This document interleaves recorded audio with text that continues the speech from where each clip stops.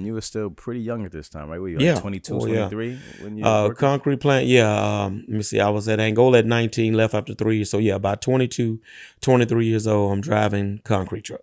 Got it. All right. So you drive the concrete truck. How long do you work for this company? So I was with that company. That company had bought another company out, so I switched to another company, another location within the same company, because they wouldn't give me enough hours. I had a young family.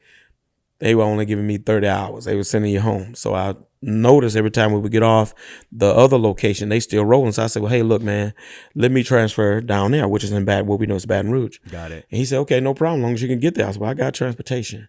And so I'm down there, working down there 70, 80 hours a week. I'm serious. In 1 week, we rolling like that. Sometimes what we call in concrete business, 2 o'clock pours, which means you got to be at work for 12.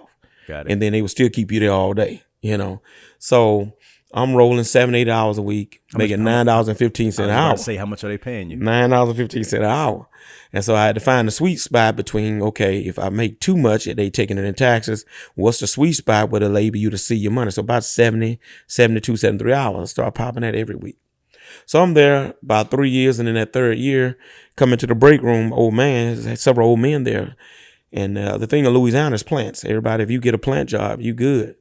And so I come into the break room one day on that third year, one of the old men says, you're a young man. You need to be in a plant somewhere. You don't get caught up being here the rest of your life like me. I'm like, okay, all right.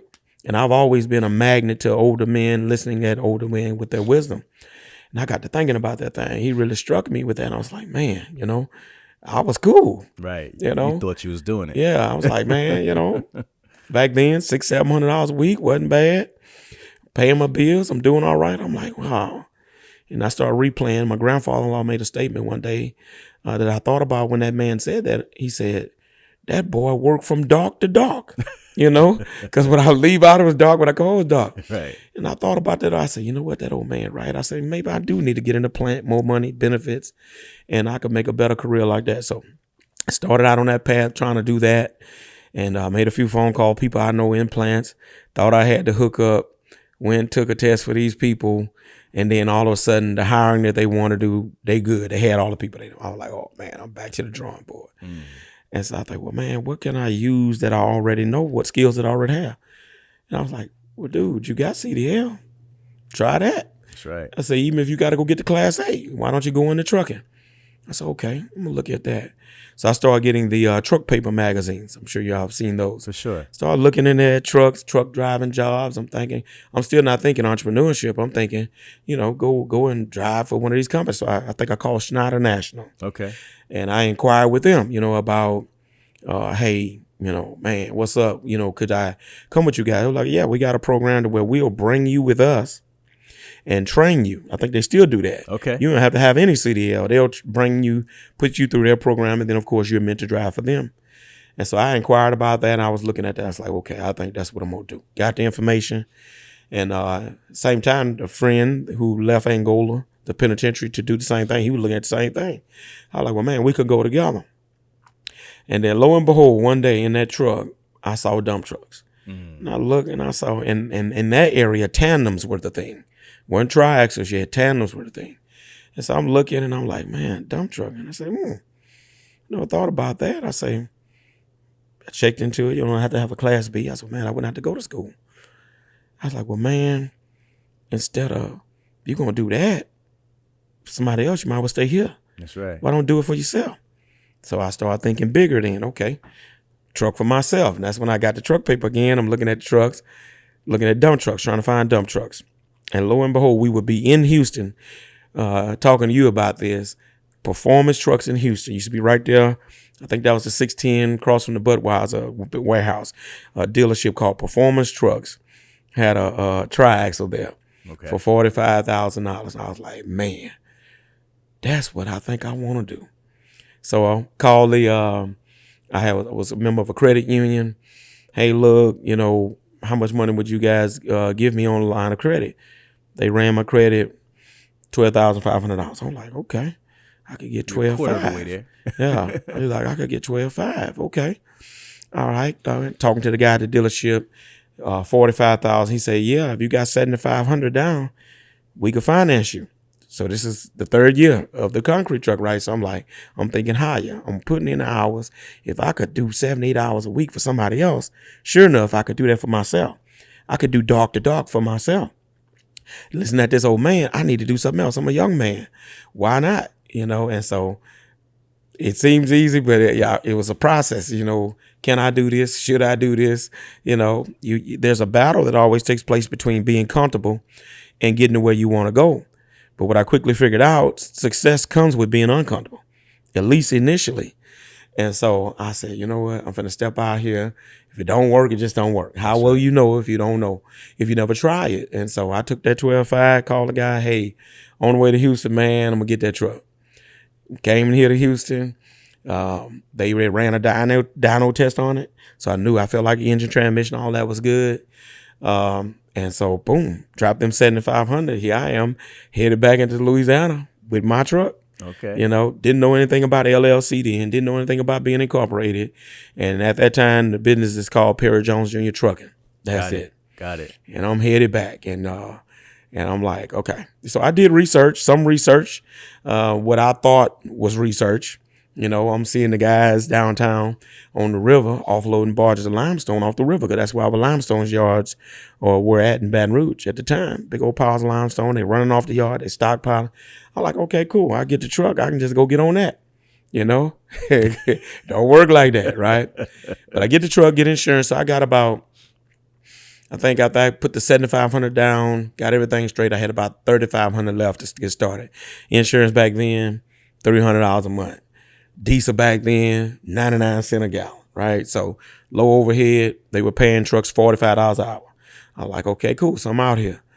All right, get to the yard. I'm going to let them know who I am. Hey, I got a done truck. I want to get on this too. And guy, oh, okay, we'll take your name and all that. Okay. That hurt my feeling. I'm like, okay, I thought I just come down here, get in. What's up? Right. So one of the guys that had a triaxle, matter of fact, let me back up. At the concrete plant, old man, after talking with him, because somebody said his son and him was in dump trucking, I talked to him. He said, you need to talk to my son. I talked to his son. His son told me, say, yeah, man, if you're going to get anything, get a triaxle. So that's a part that I left out. Got it. That's how I got on triaxle, because other than that, I'd have got a tandem. He said, okay, if you're going to come out here, he said, you need to get triaxle. He's a great guy. Still good friends to this day. So he was on that yard offloading barges. So he said, hey, man, come get in the truck with me. I parked the truck, come got in the truck with him. He gives me the game. He say, look, this is what you need to do. He say, far as this right here, what we're doing, there's a crew for this. He say, if we're at one place, pretty much the crew already has slots. But if we're in two places at one time, he'll take it. Everybody at CB Ham, the guy Outlaw, that was his name. Give him your name and number. He'll call you if we're at two places at one time. So quickly, I'm like, okay, so the only way I can get on this is if they need help. They got their guys. Right. Making sure that your compliance is on point is an integral part of any trucking related business. Today, I stopped by my friends over at FLEETDRIVE 360 to talk about what they're building to make sure that you can run a successful trucking company. And it's everything from the minute you decide you want to hire somebody through maintaining all of your FMCSA compliance documents for ongoing fleet or owner-operator truck business. You've got a driver hiring and recruiting module where you'll create driver qualification files, import digital documents. You've got a drug and alcohol module where you can schedule pre-employment drug tests and manage an ongoing testing pool. We've got an accident registry so you can keep your mandated accident logs and even schedule follow-up drug testing for post-crash. We've got vehicle maintenance logs so you can not only maintain the compliance status of your vehicles, but also upload your work orders and compliance related documents so you're audit ready when they come in. We've got a document repository, fancy words for digital cloud storage of any document that you want, not just necessarily the compliance documents, anything related to your business, post-crash videos, performance evaluations. And then finally, you've got the dashboard. And the dashboard's the most important part. You can close your eyes and glance at our dashboard, open them, glance at the dashboard, and immediately know whether or not you're compliant or not, both on a driver, company, and vehicle level. It's one-stop shop for all your compliance needs.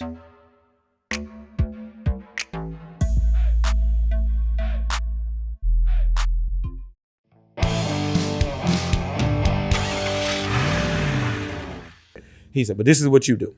He said, get the yellow pages. He said, look up all the construction companies in town, look up all the limestone yards in town, look at all the dirt pits in town. Call them, give them your name, your number, send your insurance over there. They will call you. He said, matter of fact, this limestone yard across the river, they looking for trucks right now.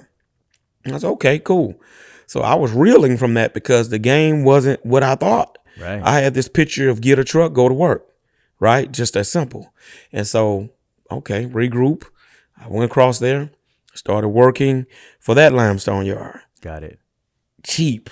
I mean, the race was horrible. $2 a ton, like it was for everything. So you basically figure my truck was hauling 20 tons, so about $40 a load. And I'm like, you run all day 10 loads. We were making like $400. I was like, man, kind of tight here. But the good thing is the note on the truck wasn't but $1,600. So I said, okay, look, stick with this, learn the game.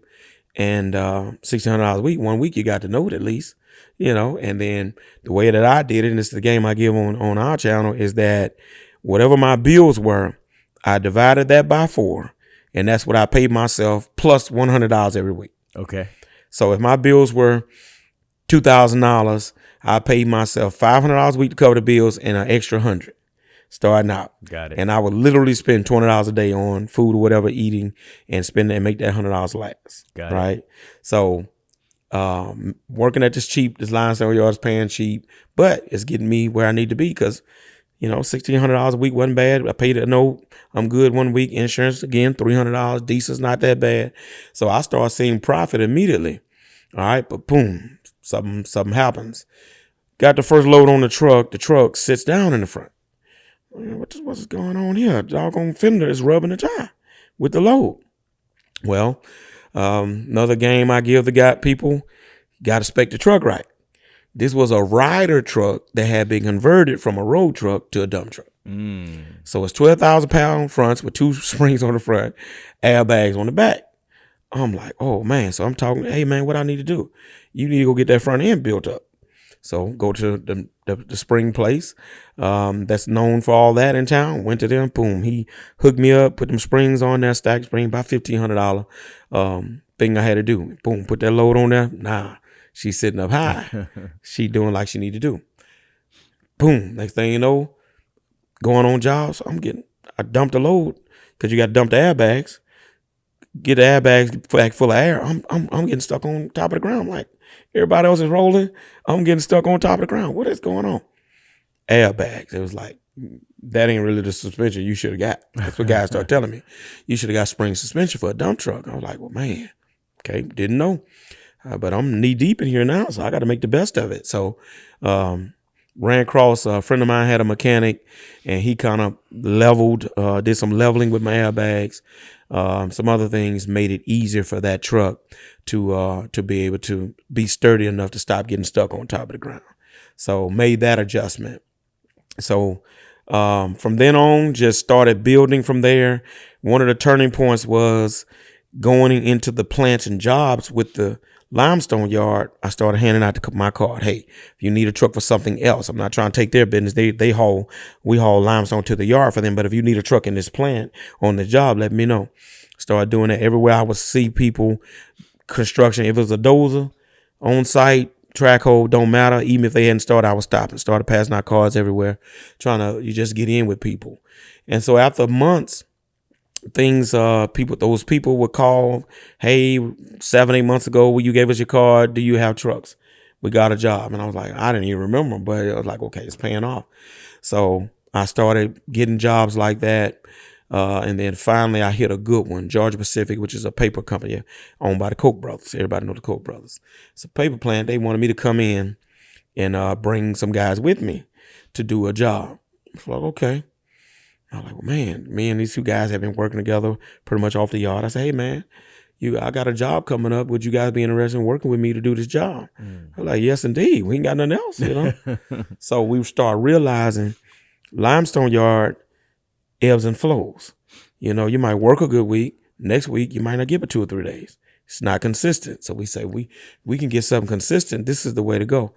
We went into that plant, that paper mill, for about 2-3 weeks straight. We was like, now this is what it's all about right here. And I quickly learned, okay, I'm subcontracting. I'm getting jobs, and I got guys still rough around the edge. I'm not really realizing what I'm doing, but okay, guys came in with me. So a big bump in the road was at the beginning. Everybody I call, I'm going to these contractors. Hey, I got a truck. You know, I want to get to work for you guys. The first question they would always ask is, how many trucks you got? I missed it. The first 5 or 6 times companies were doing me that. I'm like, oh, I just got one. Oh, okay. All right. Sometimes they would take my name. Sometimes they wouldn't. I'm like, I'm missing something. What's going on? And then finally the light bulb goes off. They rather make 1 call and get 10 trucks than to make 10 calls to get 10 trucks. That's right. And now a quick segment from our sponsor, Roll by ADP. As small businesses continue to scale, their impact strengthens and they hire and build more connections within the community. So Perry, when did you decide you were ready to expand your operation? On last year when the work increased, I saw the need to expand.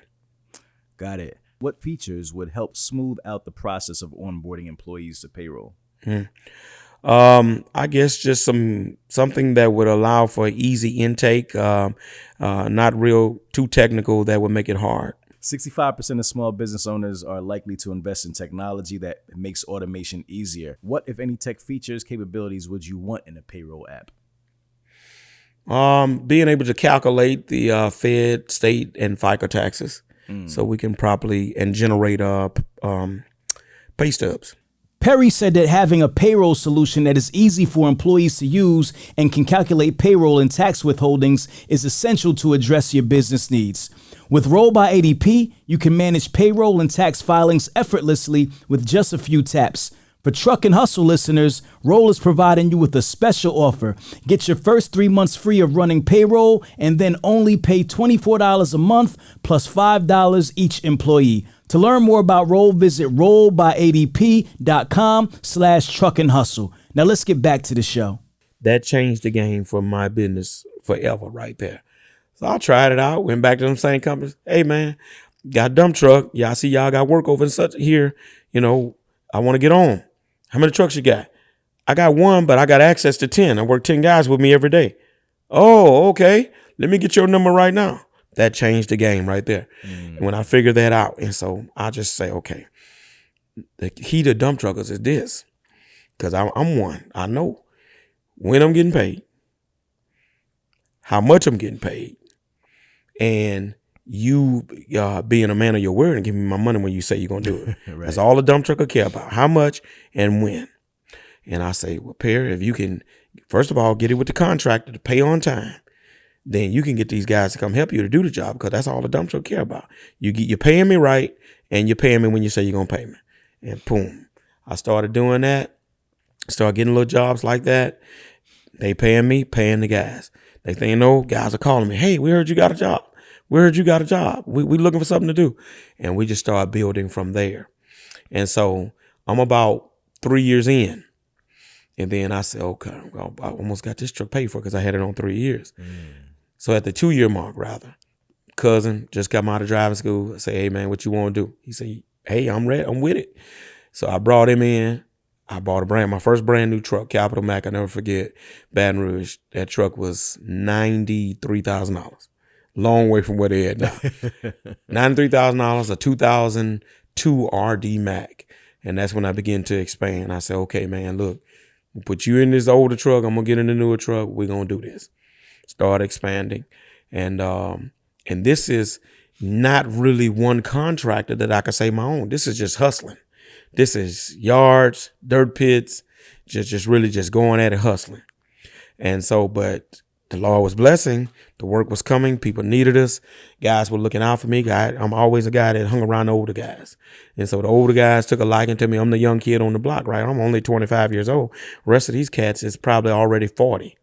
So I'm the new kid, but not only I'm the young guy, but I always been a guy who's just older men gravitate to me, and I've always gravitated to them because I just love the wisdom. I love the game that they give.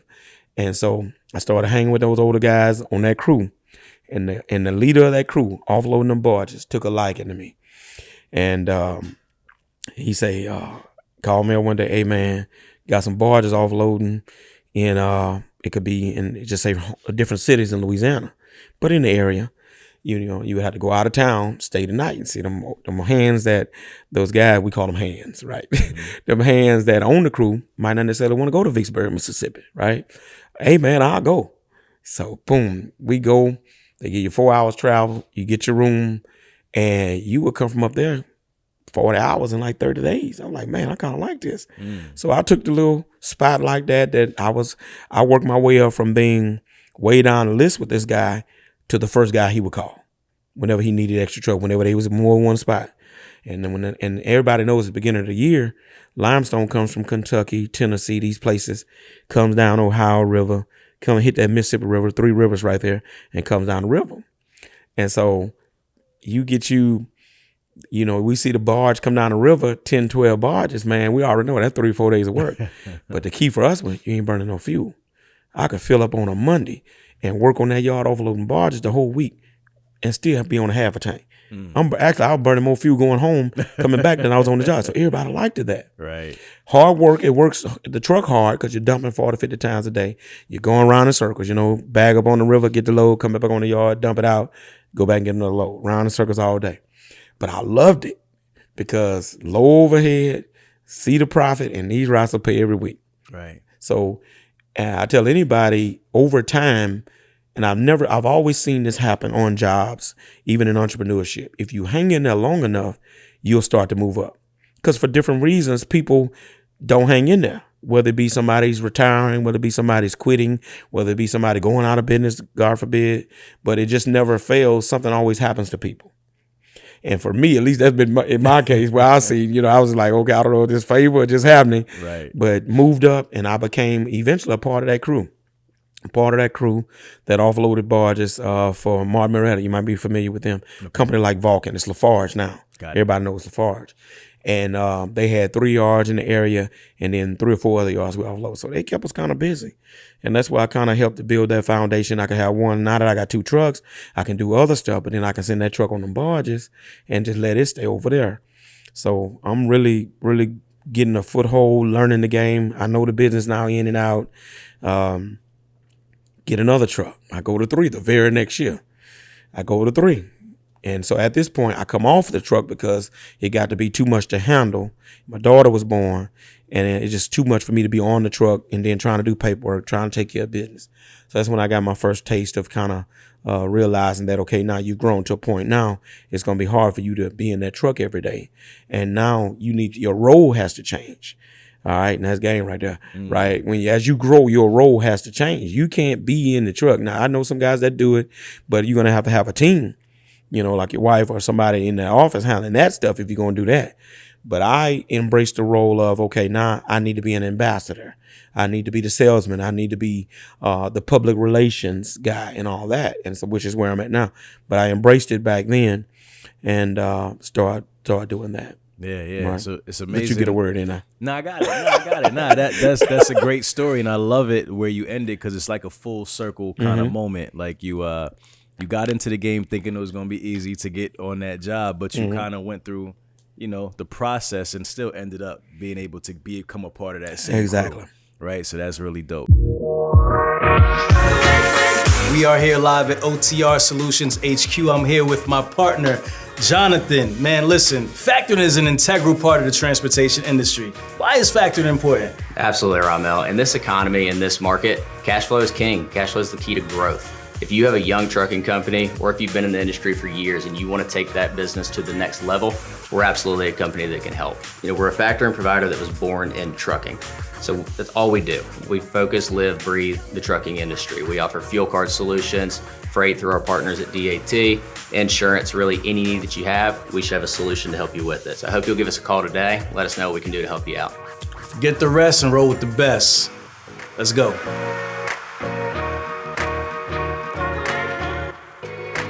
Well, I think I'm going to start helping guys. I'm on my way out. I've been in here 20 years. I think I'm going to do 4 or 5 more years. This baby girl is about to get into high school, and this is going to be it for me. I'm finna go ahead and look into doing something right off into the sunset. And started a YouTube channel and started helping people, consulting, that kind of thing. And then the business changed.